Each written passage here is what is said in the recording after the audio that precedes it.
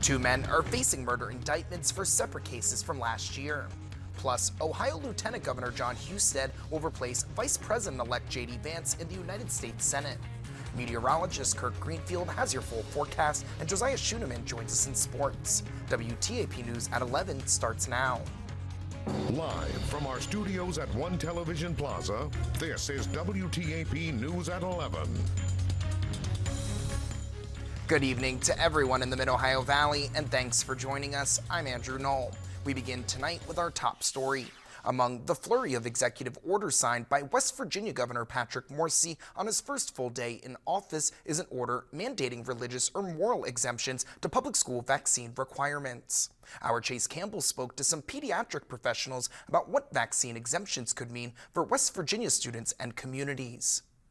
Some medical professionals are disappointed following an executive order mandating religious exemptions to public school vaccine requirements that West Virginia Governor Patrick Morrisey signed on his first full day in office. Dr. Jackson Casto and Moriah Williams, respectively a pediatrician and a pediatric nurse practitioner with Cardinal Pediatrics in Parkersburg, say they're dismayed by the order. Yeah, I was a little bit disappointed. I think vaccines are safe. They promote healthy children, healthy communities, and they save lives.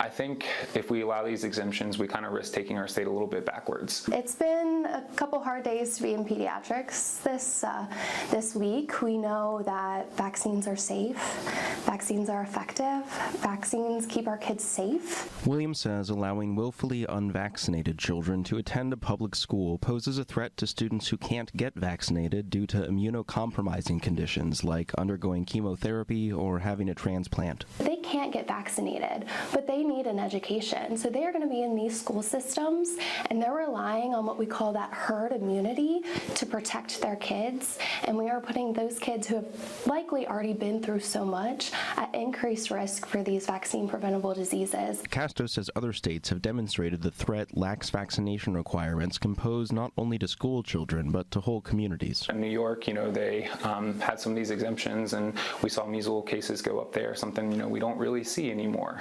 That I've never personally seen throughout my training because of the vaccines. And measles isn't our only concern. There's plenty of vaccine preventable diseases that can even be worse than measles that we risk letting back into our communities. Regardless of differing beliefs about vaccines, Williams says the science supporting them is solid and shows their clear benefit. And everyone is entitled to opinion, but that doesn't change the fact that this is evidence, this is sound evidence. Opinions don't matter when it comes to evidence. Studies have shown that these vaccines prevent serious diseases and death. This isn't the first time vaccine exemptions have been a source of political controversy in West Virginia. Last year, a bill that would have established religious exemptions passed both houses of the legislature but was vetoed by then Governor Jim Justice. In Parkersburg, Chase Campbell, WTAP News. Turning to the weather now.